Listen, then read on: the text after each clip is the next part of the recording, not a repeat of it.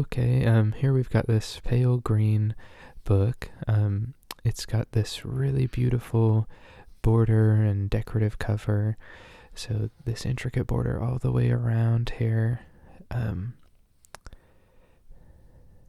this is part of a Great Rivers of the World series. We've got these red decorations too of this sort of bird person statue. And the title, The Euphrates and the Tigris, a narrative of discovery and adventure. We've got this little sun right there, and it shows two men floating down the river. And on the side, we've got the title in gold, The Euphrates and the Tigris, a narrative of discovery and adventure. And then we've got the publisher at the bottom, Nelson and Sons. And on the back, we have this really wonderful floral design here. And it's in pretty good shape. There's a section in the very middle of the book where the spine is a bit damaged. Here are the end papers, another sort of flowery, leafy design there. And then there's a book plate on the left. And so here's that book plate. It says, "I shall pass through this world but once. Any good, therefore, that I can do, or any kindness that I can show to any human being, let me do it now. Let me not defer or neglect it, for I shall not pass this way again." Which is a pretty nice sentiment. And here's the title page in the frontispiece. So the title, it's The Euphrates and the Tigris, described and illustrated by the author of The Mediterranean Illustrated, The Arctic World Illustrated, etc., etc., with 18 illustrations, published in London in 1884. So the author is anonymous. It's not printed in the book here. This is the frontispiece showing a general view of Mosul with some folks leading some camels there. And here's the table of contents, and I love this little flower they put in the sea there. Part 1, the Euphrates and the ruins of Babylon, mighty Babylon, the course of the Euphrates. Part 2, the Tigris, introductory, Baghdad, Nineveh and its ruins. Part 3, Mr. George Smith's discoveries. And then they have a list of illustrations as well. And the font in this book is just so cool, or the different fonts they use. Here's the first chapter. And just look at this awesome drop cap right here, this capital T. Really cool. It says, "The ancient kingdom of Babylonia included a considerable portion of those districts of Asia known by the ancients under the name of Mesopotamia, from their position between the Euphrates and the Tigris. In its narrowest limits, it stretched along the former river for about 150 miles, or in a northwesterly direction from the point now indicated by the modern town of El Shiyuk to the ruins of Babylon, and thence in the same direction for 287 miles to Kabuk on the Kabur." And here's another image showing the ruins of Babylon.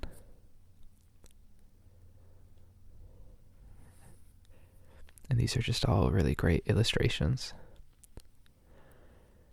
It says, "Its capital was that mighty Babylon, which occupied a place so conspicuous and so memorable in the history of the ancient world, the name of which is, to this day, a synonym for colossal pride and power, and a text on which to hang the old lesson of the instability of human things, the vanitas vanitatum." Babylon was situated on the Euphrates, which indeed divided it into two parts, while it was connected with the Tigris by canals that extended across the great Babylonian plain. Though at one time the most famous of the world's famous cities, its ruin was so absolute, so complete, that modern research has experienced no little difficulty in determining its exact site. "To what remote period shall we trace its annals?" it says.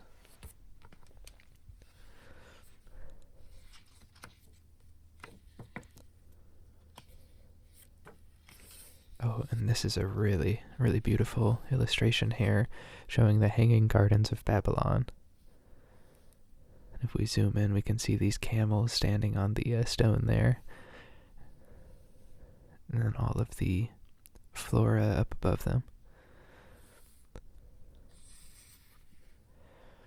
It says here, among the edifices which adorn this rich, this powerful and busy city, two were preeminent in grandeur, the palace of its kings and the temple of Bel. The palace was larger than many cities, for with its gardens, groves, and lakes it measured 7 miles in circumference. The walls were covered with spirited paintings, and the interior was brought together all that the ancient world could furnish of the things that ministered to luxury and ease. The hanging gardens, devised by Nebuchadnezzar for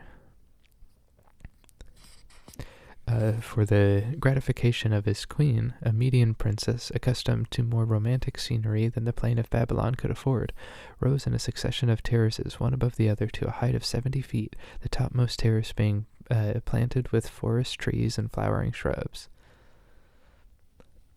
So that was what we saw in the previous image there.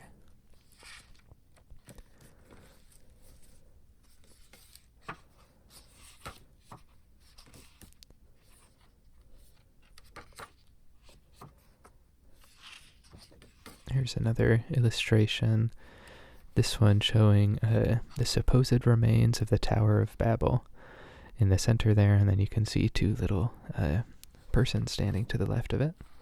It says, to the west lies the Mujalabe, or Babel. A very remarkable feature here is a projecting work placed below the summit of each angle in the form of 3 semicircular towers connected together, so as to afford what modern military engineers call a flanking defense. On the surface of the mound are various apertures leading into subterranean passages, which are arched overhead and formed by solid brick walls cemented with bitumen.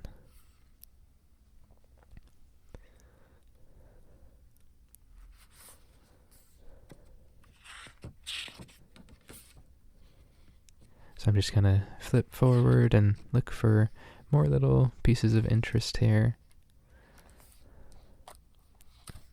This book has a lot of different historical information in it, which would be great for anybody interested in this topic. Here's another illustration, another really impressive one. This is showing the pyramid at Akarkuf. And it's got a person down there for reference size. Here it says, to the north of Babylon, and on the left bank of the Euphrates, lie the ruins of Akkad or Agadi, mentioned in the book of Genesis as a city of Nimrod. In an inscription discovered at Koyunjik by the late George Smith is given a history of its king Sargon. He was born of royal parents, but concealed by his mother, who placed him on the Euphrates in an ark of rushes coated with bitumen.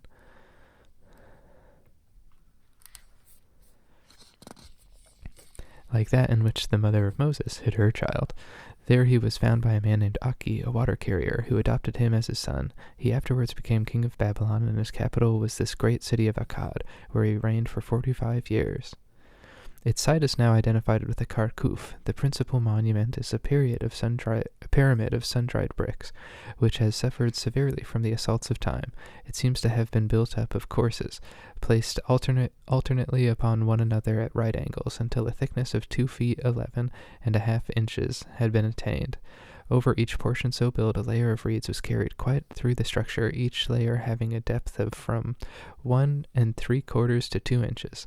Then came another of bricks, and this order was followed up to the summit of the tower. The measurement from east to west is 110 feet, from north to south 128 feet. The present elevation does not exceed 128 feet. About halfway up is an entrance door, probably the portal of the tomb, which an Arab tradition asserts to have been that of Nimrod himself. So that was the ruined pyramid that we saw in the previous illustration. Then here's a map which shows the Tigris and the Euphrates and the surrounding area. So we've got here the river Tigris, and then the river Euphrates, and then Mesopotamia is in between them there.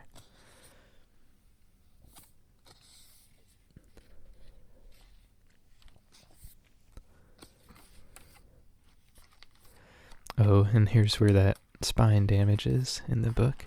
So it's starting to come apart there. Just the result of age and then some poor binding practices, I believe. So here's another illustration, this showing the Arab village of Khorsabad. And we're pretty close to the end of the book now. Just gonna look for another illustration to see if we can find the last one here. Let's see. Here's one. Oh yes, and this is a pretty cool one. It shows the king, northwest palace, Nimrod. And just the detail here is great. It says, as all the monuments brought from Assyria have been found in the royal palaces, nearly every detail of their sculptures refers to the actions or habits of the sovereign, and we miss that complete representation of the public and private life of all classes, which renders the Egyptian antiquities so valuable and so interesting. Alright, so we're at the end of the book here, and there's some advertisements for other books from this publisher. This is a whole section of sea and seaside books. So we've got Treasures of the Deep, adventurous boat voyages, seabirds and the lessons of their lives is a good one there. And then on the other side we've got some travel books, it looks like. We've got the one that we just looked at there. And then a number of other ones. We've got California and its wonders at the bottom.